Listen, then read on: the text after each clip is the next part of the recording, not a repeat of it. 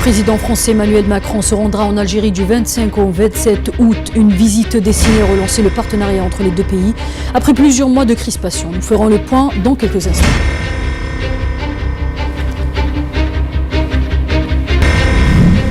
Tous les agriculteurs victimes des incendies qui ont touché l'est du pays seront dédommagés. C'est ce qu'a affirmé le ministre de l'Agriculture qui était en déplacement à Guelma.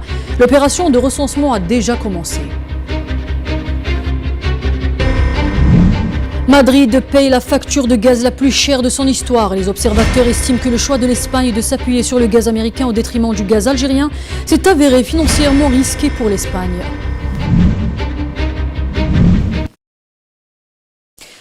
Voilà, c'était les titres de ce dimanche 21 août. Mesdames, Messieurs, bonsoir et bienvenue sur votre chaîne économique El Oula. Et on commence cette édition par l'arrivée prochaine du président français en Algérie. Une visite de 3 jours du 25 au 27 de ce mois, durant laquelle Emmanuel Macron sera accompagné par une forte délégation. Une visite destinée à relancer le partenariat entre l'Algérie et la France. Après plusieurs mois de tension, cette visite doit permettre de clore plusieurs mois de crise diplomatique, notamment sur la question mémorielle. Mais le chapitre économique sera également au cœur des discussions, particulièrement la question énergétique. Les précisions de Boubkar Benyamin. Entre 2,1 milliards d'euros en mars dernier et 1,3 milliard à la même période de 2021, il y a en effet lieu de parler d'importantes augmentations en termes d'échanges commerciaux entre Alger et Paris. Elle s'établit à 62%. Portée essentiellement par l'effet prix, la facture énergétique réglée par la France au premier trimestre 2022 s'élève à 986 millions d'euros, soit une hausse de 46% pour le pétrole et un bond spectaculaire de 168% pour le gaz. En revanche, l'Algérie importe beaucoup moins de produits made in France, un net recul estimé à 19%, l'équivalent de 807 millions d'euros. À titre d'exemple, l'importation de produits agricoles qui dégringole à moins 58%. Pour les équipements mécaniques français, c'est cependant un coup dur pour les labels Made in France qui connaissent un recul de moins de 26%, soit 174 millions d'euros. Les chiffres sont donc assez éloquents pour exprimer les choix de l'Algérie en termes d'importation. Jeudi prochain, la visite du président français Emmanuel Macron à Alger pourrait intervenir dans le but de booster partenariat économique et commercial entre l'Algérie et la France. Macron vient d'ailleurs de s'entretenir au téléphone avec le président de la République Abdelmadjid Tebboune, une occasion pour lui de présenter ses condoléances au lendemain des incendies meurtriers qui se sont déclarés récemment dans l'est du pays. Le ministre de l'Agriculture et du Développement rural rassure les agriculteurs sinistrés suite aux incendies qui ont touché l'est du pays. Abdelhafid Hanni était en déplacement à Guelma où il a rencontré plusieurs agriculteurs victimes des derniers feux de forêt. D'après le ministre, l'État va dédommager chaque agriculteur, ceci après avoir recensé tous les dégâts. On écoute le ministre de l'Agriculture.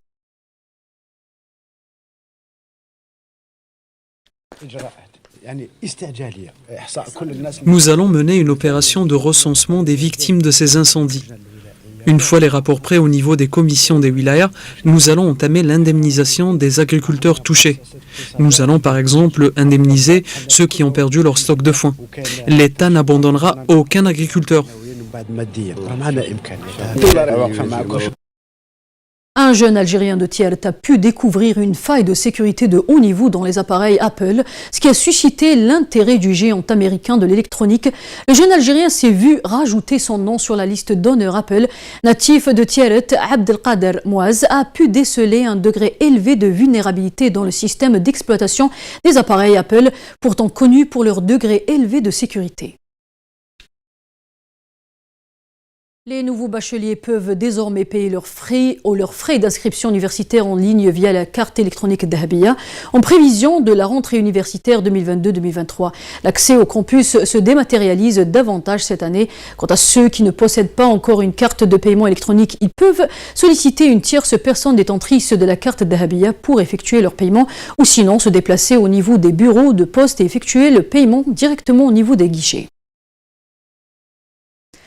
L'Espagne paye la facture la plus élevée de son histoire. Les autorités ont importé du gaz naturel dans les premiers mois de cette année pour une valeur de 12 milliards et 315 millions d'euros, soit une hausse de 328% par rapport à la même période en 2021.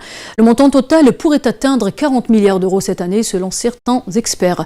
Madrid paye l'énergie au prix fort parce qu'elle a fait le choix d'importer davantage de gaz des États-Unis, cela tout en diminuant la part du gaz algérien dans son mix énergétique. Khalil Belhouchet. 40 milliards d'euros, c'est le prix que l'Espagne pourrait payer pour ses importations en matière de gaz pour cette année 2022.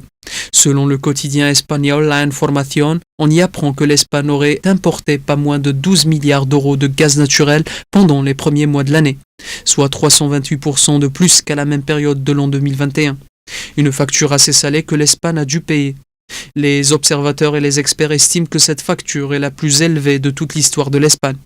Rappelons que ce pays n'a pas d'alternative au gaz, c'est pourquoi il s'efforce d'obtenir des quantités supplémentaires de gaz algérien, en dépit de la brouille diplomatique entre les deux pays. L'Espagne, rappelons-le, s'approvisionne essentiellement en gaz algérien, via le gazoduc Medgaz reliant l'Algérie et ce pays ibérique. Direction l'Ukraine où les opérations d'expédition de céréales se poursuivent. Plus de 50 000 tonnes avaient été expédiées depuis les ports ukrainiens depuis le début du mois d'août. Ces exportations se déroulent dans le cadre de l'accord d'Istanbul, cela suite à l'enlisement du conflit russo-ukrainien et le risque que cela entraîne sur l'équilibre du marché mondial de produits alimentaires. L'Ukraine devrait expédier au plus vite plus de 25 millions de tonnes de céréales bloquées dans les ports ukrainiens vers les pays dans le besoin. L'économie grecque se libère de l'Union européenne après 12 ans de surveillance renforcée imposée par la Commission des États-Unis ou des États membres. La Grèce tourne une page douloureuse de son histoire, un cycle de 12 ans qui a apporté des réformes aux conséquences désastreuses sur le pouvoir d'achat des citoyens grecs et qui a fait stagner l'économie. Le gouvernement d'Athènes espère amorcer une nouvelle période de développement et croissance bénéfique pour tout le peuple grec.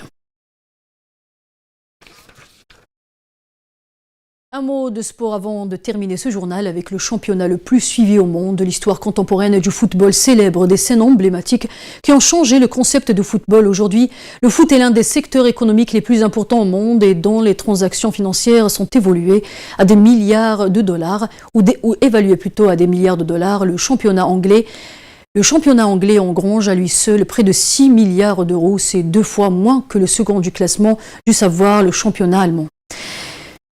C'est ainsi que s'achève cette édition. Je vous donne rendez-vous demain. Bonne continuation avec le reste de nos programmes. À bientôt.